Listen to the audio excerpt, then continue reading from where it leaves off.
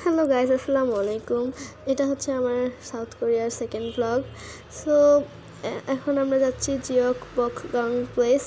So উচ্চারণটা ভুল হলে মাইন্ড করিয়ে না। সো যাই হোক, জায়গাটা আমার ভালোই লেগেছে। আমরা এসেছিলাম সকালবেলা, বাট এখানে সন্ধ্যা হয়ে যাচ্ছে। সো জায়গাটা আমার ভালোই লেগেছে।